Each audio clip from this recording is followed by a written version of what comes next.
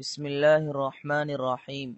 صرف 5 منٹ کا مدرسہ قرآن و حدیث کی روشنی میں 205واں دن 25 رجب المرجب۔ نمبر 1 اسلامی تاریخ۔ حضرت زید بن حارثہ رضی اللہ عنہ حضرت زید بن حارثہ رضی اللہ عنہ رسول اللہ صلی اللہ علیہ وسلم کے متبنہ یعنی منہ بولے بیٹے ہیں۔ بچپن میں ایک مرتبہ آپ رضی اللہ عنہ اپنی والدہ کے ساتھ ایک قافلہ میں کہیں سفر پر جا رہے تھے کہ ڈاکوؤں نے مال لوٹ لیا اور بچوں کو غلام بنا لیا اور انہیں مکہ میں لا کر فروخت کر دیا۔ ان غلاموں میں سے حضرت زید کو حکیم بن حزام نے خرید کر اپنی پھوپھی خدیجہ رضی اللہ عنہا کو دے دیا۔ جب رسول اللہ صلی اللہ علیہ وسلم کا نکاح حضرت خدیجہ رضی اللہ عنہا سے ہوا تو انہوں نے یہ غلام بطور تحفہ حضور صلی اللہ علیہ وسلم کو دے دیا۔ اس وقت ان کی عمر تقریباً 8 سال کی تھی۔ حضرت زید رضی اللہ عنہ کے والد اور چچا ان کو تلاش کرتے کرتے مکہ پہنچے اور حضور صلی اللہ علیہ وسلم سے حضرت زید کو مانگا۔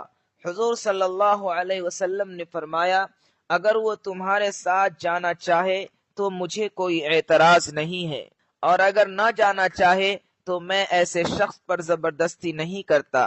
مگر زید رضی اللہ عنہ نے اپنے باپ اور چچا کے مقابلہ میں حضور صلی اللہ علیہ وسلم کے ساتھ رہنا پسند کیا اور باپ کے ساتھ جانے سے انکار کر دیا۔ سن 8 ہجری غزوہ موتہ میں حضرت زید رضی اللہ عنہ شہید ہوئے۔ نمبر 2 اللہ کی قدرت۔ گرگٹ۔ اللہ تعالیٰ نے گرگٹ کے اندر عجیب و غریب بات رکھی ہے۔ یہ پورے دن سورج کی روشنی میں رہتا ہے اور اس سے غذا حاصل کرتا ہے۔ جب شام ہوتی ہے تو کیڑے مکوڑوں کا شکار کر کے اپنا پیٹ بھرتا ہے اور ماحول کے رنگ کے بدلنے کے ساتھ ساتھ اپنا رنگ بھی بدلتا رہتا ہے۔ کبھی لال ہو جاتا ہے، کبھی کالا، تو کبھی ہرا رنگ بدلتا ہے۔ جس رنگ کے درخت پر چڑھتا ہے اسی رنگ کو اختیار کر لیتا ہے۔ اس کی آنکھیں ایسی ہوتی ہیں کہ وہ چاروں طرف دیکھ سکتی ہیں۔ اللہ کی شان کے اس نے ایک چھوٹی سی جانور کو بہت ساری خوبیاں دے رکھی ہیں۔ نمبر 3 ایک فرض کے بارے میں۔ رکوع و سجدہ اچھی طرح کرنا۔ رسول اللہ صلی اللہ علیہ وسلم نے فرمایا، بدترین چوری کرنے والا وہ شخص ہے جو نماز میں سے چوری کر لیتا ہے۔ صحابہ رضی اللہ عنہم نے عرض کیا، یا رسول اللہ، آدمی نماز میں سے کس طرح چوری کر لیتا ہے؟ ارشاد فرمایا، وہ رکوع اور سجدہ اچھی طرح نہیں کرتا۔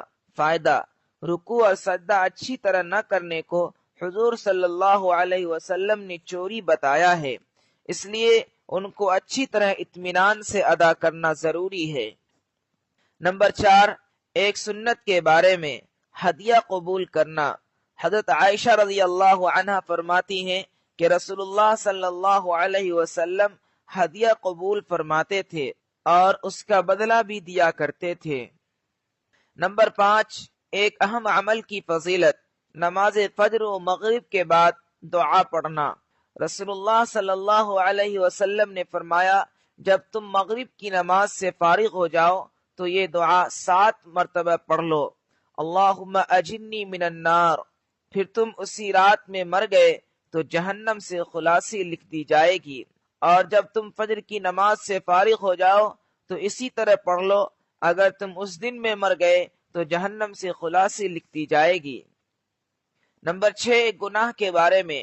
غلہ وغیرہ روکے رکھنا۔ رسول اللہ صلی اللہ علیہ وسلم نے فرمایا، جو آدمی مسلمانوں سے ان کا غلہ روکے رکھے گا، اللہ تعالیٰ اس کو کوڑھ اور تنگ دستی اور فقیری میں مبتلا کر دے گا۔ فائدہ: عوام کی سخت ضرورت کے وقت مہنگائی کے انتظار میں غلہ وغیرہ روکے رکھنا درست نہیں ہے، اس سے لوگوں کو بچنا چاہیے۔ نمبر 7 دنیا کے بارے میں۔ دنیا دشمنی کا سبب۔ رسول اللہ صلی اللہ علیہ وسلم نے فرمایا، جب دنیا کی دولت کسی پر کھول دی جاتی ہے تو اللہ تعالیٰ ان کے آپس میں قیامت تک دشمنی اور بغض ڈال دیتے ہیں، اور میں اس سے ڈرتا ہوں۔ فائدہ: جب کسی کے پاس خوب مال و دولت جمع ہو جاتا ہے تو ان سے حسد کرنے لگتے ہیں، جس سے دشمنی پیدا ہوتی ہے۔ نمبر 8، آخرت کے بارے میں، جہنم میں موت نہیں ہوگی۔ قرآن میں اللہ تعالیٰ فرماتا ہے، اہل دوزخ جب نجات سے بالکل مایوس ہو جائیں گے تو اس وقت موت کی تمنا کریں گے اور دوزخ کے داروغہ کو پکاریں گے، اے مالک، تمہارا پروردگار ہم کو موت دے کر ہمارا کام تمام کر دے۔ وہ فرشتہ کہے گا، تم ہمیشہ اسی حال میں رہو گے، نہ نکلو گے نہ مرو گے۔ نمبر 9، طب نبوی سے علاج، گائے کے دودھ کا فائدہ۔ رسول اللہ صلی اللہ علیہ وسلم نے فرمایا، گائے کا دودھ استعمال کیا کرو کیونکہ وہ ہر قسم کے پودوں کو چرتی ہے، اس لیے اس کے دودھ میں ہر بیماری سے شفا ہے۔ نمبر 10، قرآن کی نصیحت۔ قرآن میں اللہ تعالیٰ فرماتا ہے، اے ایمان والو، اللہ سے ڈرتے رہو اور سیدھی سچی بات کیا کرو۔ ایسا کرو گے تو اللہ تعالیٰ تمہارے کام سنوار دے گا اور تمہارے گناہ بخش دے گا۔ جس نے اللہ تعالیٰ اور اس کے رسول کا کہنا مانا تو اس نے بڑی کامیابی حاصل کر